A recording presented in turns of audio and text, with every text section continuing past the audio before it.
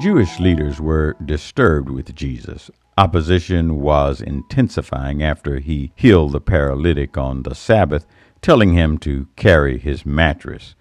When Jesus explained his actions, it got worse.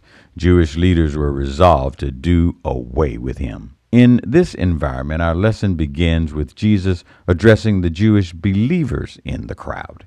But also, he's talking to modern Christians. Jesus emphasizes that it is not good enough to simply believe in Jesus as the Messiah or even make a public profession of faith. That's just not good enough. Jesus intends for men to become his disciples, meaning Christian faith is more than mere words.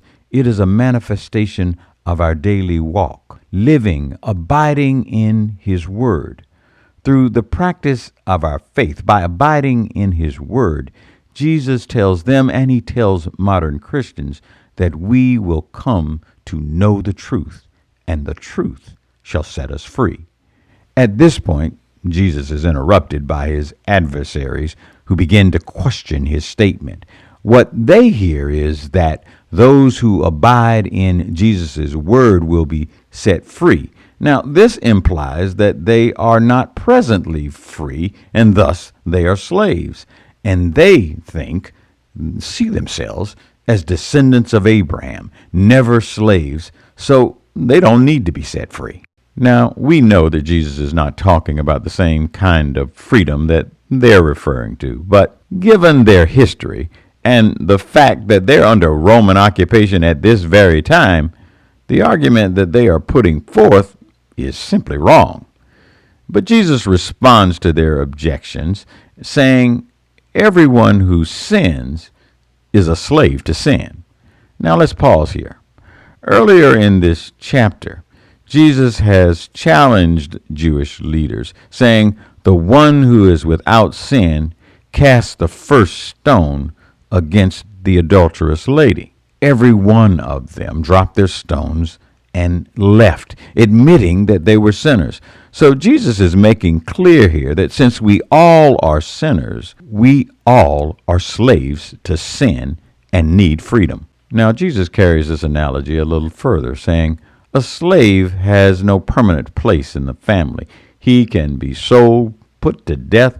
A slave is not free. They're without the authority to free anyone else. On the other hand, a son is very different. His status is permanent. He can exercise the authority and the privileges of his father. A son can free a slave permanently. Obviously, Jesus is referring to himself as the Son of God. If you listen carefully, Jesus is saying here that as the Son, he came to free men from their sins.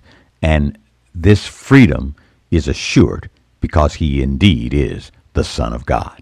Jesus knows that in a historic sense, these Jewish leaders are indeed the sons of Abraham, but they reject the words of Jesus, which reveal the truth and which would have set them free. But these religious leaders think they are speaking for God. They, rather than listen to Jesus, seek to kill him, not because they're evil, but because their hearts and minds are closed to the truth. Jesus speaks to those things that he has seen while he was with the Father in heaven, but they are so entrenched in their ways that they will not be open to his words. They are not willing to hear the truth from God. Like us sometimes, these Jewish leaders were so focused on their law, their tradition, their church and family lineage, that we are not open to God's will and ways pointed out right in front of us. Obviously, these Jewish leaders did not trust Jesus. They were trying to kill him. But in that crowd, we had some who looked at Jesus and saw the Christ, teaching the world how to change and the way to be saved. Others looked at him and saw an itinerant carpenter teaching the world to break tradition and change established ways.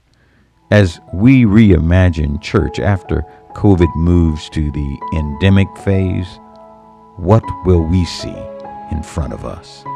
That's the lesson for this week. Have a great week.